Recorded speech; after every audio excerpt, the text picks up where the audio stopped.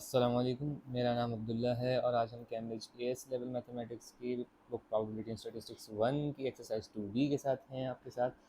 और इसमें हम क्वेश्चन 1 से लेकर क्वेश्चन 4 तक लास्ट वीडियो में कर चुके हैं। अब हम क्वेश्चन 5 से कंटिन्यू करेंगे।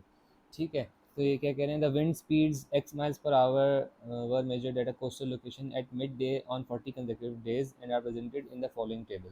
ये टेबल दिया हुआ है, उसमें ये बात क्या कह रहे हैं, Abel wishes to calculate an estimate of the mean in wind speed in kilometer per hour. He knows that a distance of 5 miles is approximately equal to 8 miles per hour. तो स्पीड हमें miles per our में दी हुई हैं और चाह रहे हैं कि वो किलोमीटर पर आवर में कैलकुलेट कर ले। तो हमें पता है कि माइल्स को किलोमीटर में कन्वर्ट करने के लिए क्या करेंगे, इन्होंने हमें खुद भी दिया हुआ डेटा कि 8 किलोमीटर 5 माइल्स के बराबर है, तो ये हो जाता है 1.6, एक माइल होता है 1.6 किलोमीटर के बराबर। ठीक है, तो पहले सिर्फ एक्सप्लेन करने का सवाल है ये। तो explain how Ableton calculate is estimate without converting the given boundary values from miles per hour two kilometre per our. Boundary values को माइल्स पर आवर से किलोमीटर पर आवर पे क्रिएट के चेंज किए बगैर, कन्वर्ट किए बगैर उनको कैसे किलोमीटर पर आवर में करेंगे। तो पहले वो एस्टिमेट माइल्स पर आवर में बना ले, फिर उसको 1.6 से या 8/5 से मल्टीप्लाई कर दे, उसका आंसर किलोमीटर पर आवर में आ जाएगा। बस ये बात आप लिख देंगे, ये ऐसा ऐसा कर देगा, तो ये आपका 5 का एक आंसर हो गया। तो फिर क्वेश्चन नंबर 5 के पार्ट बी में क्या पूछ रहे हैं, use the wind speed in miles per hour to estimate the mean wind in kilometre per hour. ये भी कर लेते हैं, वही चीज़ हो गई। तो अगले पेज पे आ जाते हैं।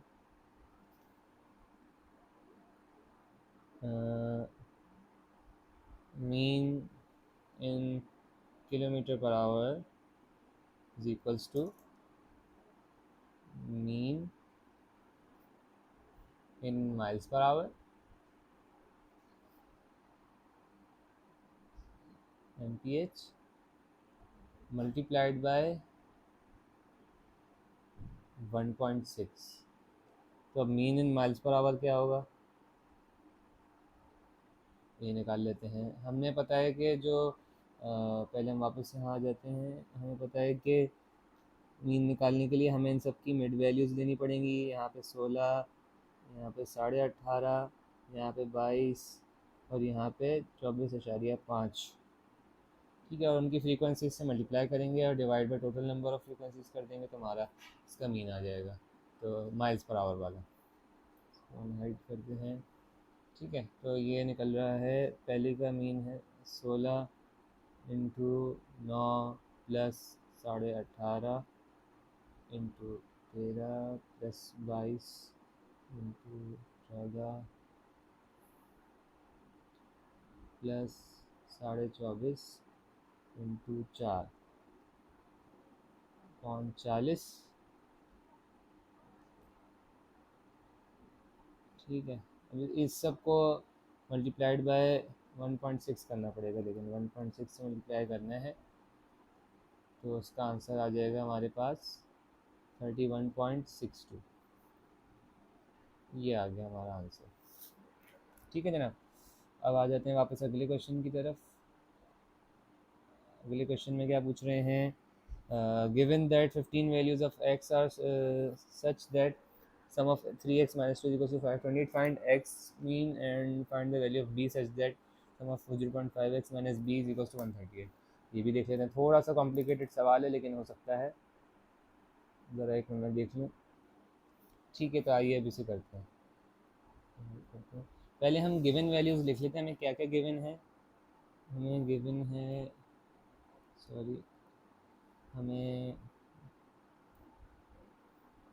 गिवन है, given sum of 3x minus 2 is equals to 528। इसके अलावा हमें गिवन है number of values equals to 15। फिर फाइंड x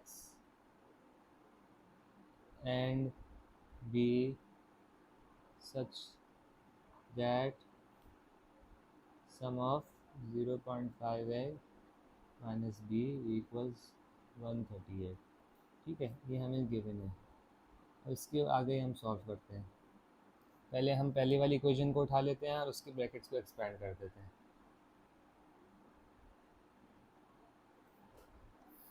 पहली वाली इक्वेशन है हमारी 3x-2। मल्टीपल वेज है इसको करने की। एक तो ये तरीका है कि ब्रैकेट आप उसके एक्सपेंड कर दें। मैं ब्रैकेट एक्सपेंड करके कर रहा हूँ। जब ये खुलेगा तो इस तरह लिखा जाएगा कि sum of 3x minus sum of 2 equals to 528। फिर इसको हम ऐसे भी लिख सकते हैं, 3 सम को इधर x के साथ ले आएँ और 3 को बाहर ले जाएं, और -2। और ये सम जो हमें पता है कि नंबर ऑफ़ वैल्यूज़ कितनी थी, 15 थी, तो ये 15 हो जाएगा। ये 528 का वैसे ही का वैसे आ जाएगा। और फिर ये हो जाएगा -30 इक्वल्स टू 528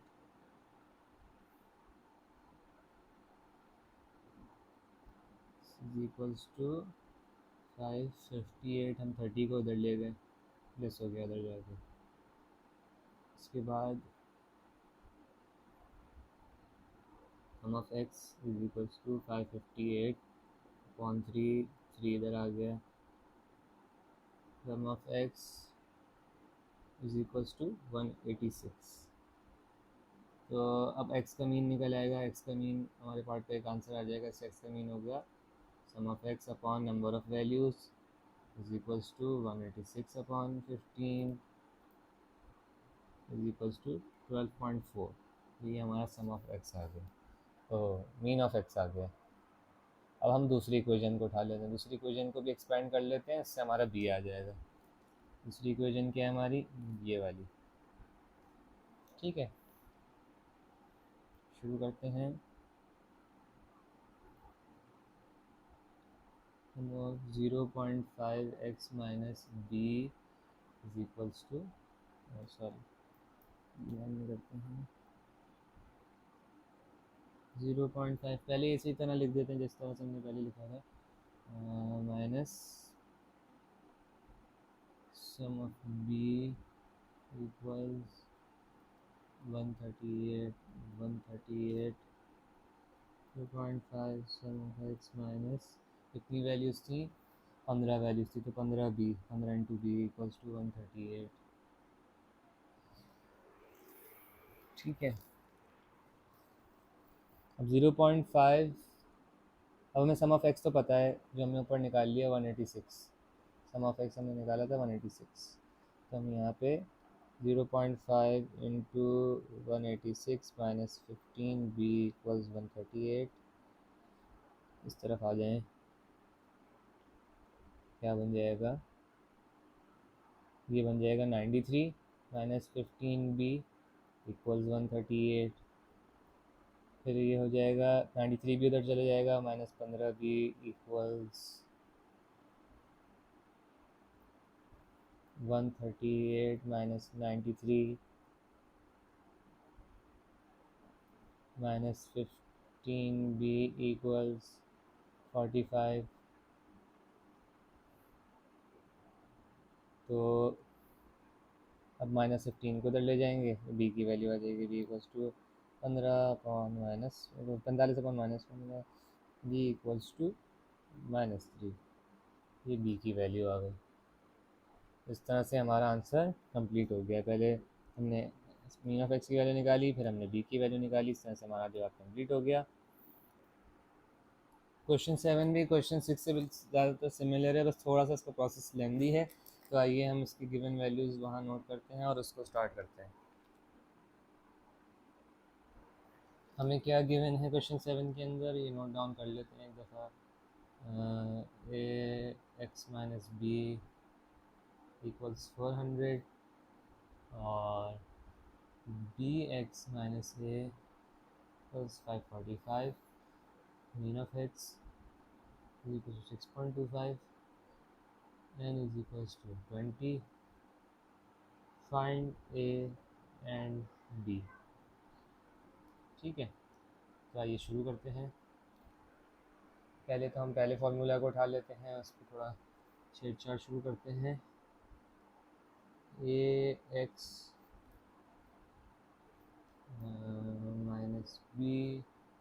इक्वल्स 400, एक्सपेंड कर दें, हो जाएगा ए एक्स माइनस, डायरेक्ट ही कर देते हैं, सम ऑफ बी लिखने के बजाय मैं कितनी एन की क्या वैल्यू है 20 इंटू बी, तो 20 बी कर देता हूँ, एक स्टेप हमारा कम हो जाएगा 400।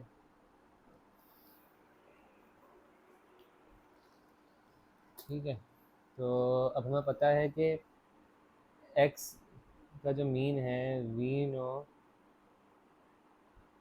दैट इज इक्वल्स टू 6.25, तो वो किस तरह निकलता है, sum of X upon N से निकलता है, सम ऑफ एक्स, तो हमें एक वैल्यू अगर गिवन है तो 6.25, तो एक, हाँ अगर 6.25 सम ऑफ एक्स को डिवाइड बाई 20 से करके निकाला गया था, तो 6.25 को अगर हम मल्टीप्लाइड बाई 20 करेंगे तो हमारे पास सम ऑफ एक्स आ जाएगा जो कि है 125। ठीक है, अब हम वापस आ जाते हैं, हमें इक्वेशन, हम वापस इस वाली इक्वेशन को देखेंगे तो इसमें क्या रह जाएगा, a into 125 sum of X में पता चल गया, minus 20b is equals to 400, ये इक्वेशन हमारी बन गई। अब हम इस इक्वेशन को थोड़ी देर के लिए छोड़ देंगे, अब अगली इक्वेशन पे आते हैं, तो हमारी इक्वेशन है sum of B X minus A बन जाएगा B sum of X minus कितने नंबर ऑफ टर्म्स हैं, 20 हैं, तो 20 है इज इक्वल्स टू 545, यहाँ भी इज इक्वल्स टू था 545, सम ऑफ एक्स हमें पता चल गया b इंटू 125 हमने अभी निकाला है ऊपर, वो भी यहाँ भी अप्लाई होगा, और minus 20a is equals to 545। अब हमें इन दो इक्वेशंस जो हमारी नई बन रही हैं इनको सॉल्व करना है। क्या बन रही हैं हमारी इक्वेशंस दो नई, ज़रा ऊपर आगे कर लेते हैं।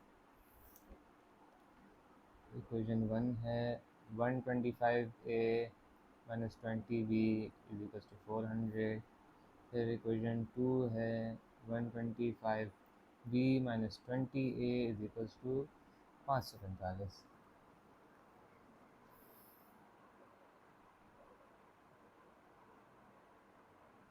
ठीक है, हम दोनों में जो a वाली टर्म्स हैं उनकी वैल्यू से हम इसको मल्टीप्लाई कर देते हैं, मल्टीप्लाई इक्वेशन 1 बाय 125, तो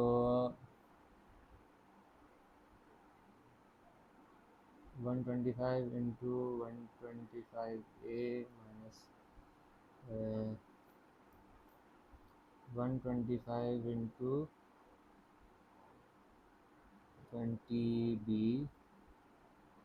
इज इक्वल्स टू 125 इंटू 400, ये हमारे पास क्या बन जाएगा, हमने कैलकुलेट करके रखा हुआ है 15,625 A minus 2,500 B is equals to 50,000, and जो दूसरी इक्वेशन है मल्टीप्लाई इक्वेशन 2 बाय 20 जो कि ए के साथ वैल्यू है, तो वो मैं डायरेक्ट मल्टीप्लाई कर लिया, तो उसको मैं टाइम बचाने के लिए लिख देता हूँ, पूरी इक्वेशन को आपने 20 से मल्टीप्लाई किया, तो हमने 2500 बी माइनस 400 जो भी ए के साथ वैल्यू थी उससे मल्टीप्लाई कर दिया दोनों इक्वेशन में, जो एक साथ वैल्यू थी ना दोनों तरफ 10,900। अब इक्वेशन 2 और इक्वेशन 3 को ऐड कर लेते हैं, ऐड इक्वेशन 1 एंड 2। ठीक है, तो दोनों में जो एज हैं वो ऐड कर लें, 15,625 ए माइनस 400 ए और माइनस 2,500 बी प्लस 2,500 बी, तो ये बी कैंसिल आउट हो जाएगा, 2,500 बी पहले ये कर लेते हैं, फिर इज इक्वल्स टू के बाद वाले टर्म्स भी लिख लेंगे।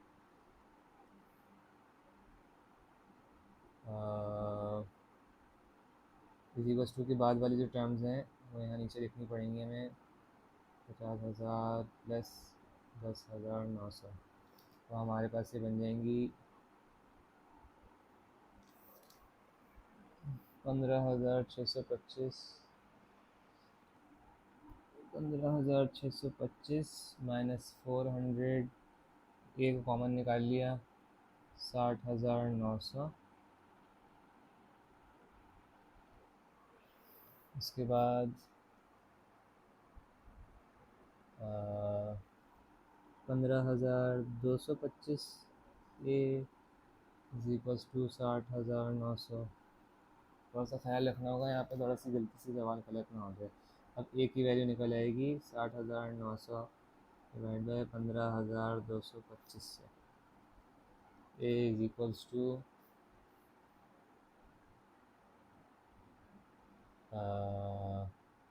एक गलत हो गया, नहीं सही किया था। ए इज इक्वल्स टू 4। अब ए की वैल्यू जो है, ए की वैल्यू जो हमने निकाली है, इसको इक्वेशन 1 में सब्स्टिट्यूट करेंगे तो बी की वैल्यू भी आ जाएगी। मैं पेज और ले लेता हूँ इसको हाइड करके। तो इक्वेशन 1 जो हमारी नई बन गई थी सम ऑफ एक्स ऐड होने के बाद, वो बन रही थी 125 A minus 20 B is equals to 400। तो अब ये क्या बन जाएगी, 125 into 4 minus 20 B is equals to 400। 500 minus 20 B is equals to 400। अब बस सिंपल अलजेब्रे के लिए सॉल्व कर देंगे इसको। Minus 20 B is equals to 400 minus 500 minus 20 B is equals to minus 100, और b is equals to minus 100 upon minus 20। तो b हो जाएगा, दोनों जगह माइनस है, माइनस भी कैंसिल आउट हो जाएंगे। 5 b is equals to 5, a is equals to 4 और b इज इक्वल्स टू 5। ये हमारा क्वेश्चन 7 भी डन हो गया। अब हम क्वेश्चन 8 पे आ जाते हैं। क्वेश्चन 8 भी बहुत ही खूबसूरत सवाल है, थोड़ा वेक्टर वाला सवाल है, लेकिन ये आसान है, बिल्कुल बेसिक वेक्टर वाले इसमें लॉजिक इन्वॉल्व हुई है। The mid point of the line segment between A and B is 5.2 minus 1.2। Find the coordinates of the mid point of the following transformation have been applied to A and to B. अब T जो है वो है translation by vector -7 × 4। तो ये mid, बस translation का हमें याद है किस तरह से करते थे। अगर मिड पॉइंट हमें दिया हुआ है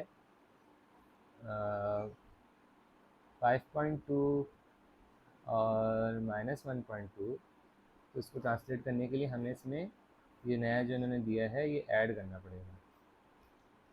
तो ये तो बहुत ईजी हो जाएगा। 5.2 माइनस 7 माइनस 1.2 प्लस 4। तो नए कोऑर्डिनेट्स क्या होंगे, -1.8 और 2.8। तो आंसर है हमारा -1.8 2.8। ये नया मिड पॉइंट आ जाएगा आपका, एज सिंपल एज दैट। ठीक है, तो पार्ट ए हमारा हो गया, बहुत इजी था। पार्ट बी को देख लेते हैं। पार्ट बी में क्या कह रहे हैं। पार्ट बी में enlargement through the origin with scale factor 5। ओए होए, बहुत ही आसान क्वेश्चन है। तो जो मिड पॉइंट है इसको इनलार्ज करना है 5 की स्केल से। मिड पॉइंट क्या है, 5.2 कॉमा -1.2। ठीक है, 5 की स्केल से करना है तो मल्टीप्लाई बाय 5 कर देंगे, जो आंसर आएगा वो हमारा मिड पॉइंट हो जाएगा -6। ये हमारा नया मिड पॉइंट है। तो ये याद रखें कि ये जो है ये हमने किया है, ये है ई, इससे पहले जो किया था वो था टी। अब उन्होंने इसको सी में पूछा है कि transformation T and E are carried out one after the other, investigate whether the location of the mid point A B is independent on the order in which the transformation are carried out. वो ये पूछना चाह रहे हैं कि पहले अगर T को करें, टी और ई एक दूसरे के एक के बाद एक किए गए हैं, तो पहले टी को करें, उसका जो आंसर है उस पर ई अप्लाई करें तो मिड पॉइंट वही आएगा जो ई और टी करने से आएंगे। यानी फर्स्ट टी देन ई से जो आंसर आ रहा है वो क्या बराबर है फर्स्ट ई देन टी करने से, ये हमें पता लगाना है। ठीक है, तो ये हम यहाँ पता लगा लेते हैं, आसान है। अगर नहीं आएगा तो हम यहाँ नॉट इक्वल्स टू का निशान लगा देंगे। ठीक है, पहले हम टी को अप्लाई करते हैं, जो कि हमारे पास टी सॉल्व होने के बाद क्या आंसर आ गया था, -1.8 और 2.8। अब इसके ऊपर हम ई अप्लाई कर देते हैं, जो स्केल फैक्टर 5 है, इसके ऊपर हम ई अप्लाई कर देते हैं। इसके बाद क्या आंसर बन रहा है, ये बन रहा है नया आंसर -9। पहले तो हमने ओरिजिनल मिड पॉइंट के ऊपर किया था ना स्केल फैक्टर 5 भी, तो हमने जब टी अप्लाई हुए हुए के ऊपर ये ई वाला जो स्केल फैक्टर है ये अप्लाई कर दिया, नया मिड पॉइंट आ गया ये। अब हमें देखना है कि हम ऑर्डर को रिवर्स करें तो भी यही आंसर आता है कि नहीं। ठीक है, अब पहले हम ओरिजिनल के ऊपर ई अप्लाई किया, यानी ओरिजिनल था हमारा ई फर्स्ट। ओरिजिनल जो था हमारा था 5.2 -1.2, इस पर हमने पहले 5 से मल्टीप्लाई कर दिया, पहले हमने टी वाला नहीं किया, पहले हमने 5 से मल्टीप्लाई कर दिया तो आंसर आ गया पहले इसका 26 इंटू -6। अभी से ही आप देख रहे हैं कि आंसर मुख्तलिफ होने जा रहा है। ठीक है, अब टी से हमें इसको ट्रांसलेट करना है तो क्या बन जाएगा, -7 और 4 से ट्रांसलेट किया है, मैंने कैलकुलेट करके रखा है इसको। 26 -7 -6 + 4 बन रहा है 19 -2। तो ये देखें ये गलत हो गया। अब ऑर्डर 2 था ये और ये ऑर्डर 1 था। ऑर्डर 1 में जो आंसर आ रहा है वो -9,14 आ रहा है, ऑर्डर 2 में जो आंसर आ रहा है वो 19, -2 है। तो इसका क्या नतीजा निकला कि ये नॉट इक्वल्स टू है, गलत टर्म्स है। तो हम इसका आंसर में लिखेंगे the order matters, the order matters, location of mid point depends on the order. यानी ये नहीं है कि कुछ भी ऑर्डर में डाल दें, किसी ऑर्डर में करें एक ही मिड पॉइंट आएगा। तो हमें जो मिड पॉइंट चाहिए वो ऑर्डर के हिसाब से मिलेगा, यानी ऐसे ऑर्डर में अलग मिड पॉइंट मिलेगा, ये वाला इस ऑर्डर में ये वाला मिड पॉइंट मिलेगा। तो डिपेंडेंट है, इंडिपेंडेंट नहीं है, इज़ नॉट इंडिपेंडेंट। ठीक है, तो इस तरह से ये क्वेश्चन 8 का पार्ट सी भी हो गया, काफ़ी इंटरेस्टिंग था। इसको ज़रा क्लियर कर लें तो हम क्वेश्चन 9 और 10 भी कर लेते हैं। क्वेश्चन नंबर 9 थोड़ा सा कॉम्प्लिकेटेड है, तो इसके लिए मैं सोच रहा हूँ कि हम इसको अगली क्वेश्चन 9 और 10 जो है वो अगली वीडियो में कर लेते हैं। तो इस वीडियो को हम यहीं पे एंड करते हैं। आप लोग के सवाल कंप्लीट कीजिए, हम अगली वीडियो के साथ आएंगे इंशाल्लाह। और अपना ख्याल रखिएगा, अल्लाह हाफ़िज़।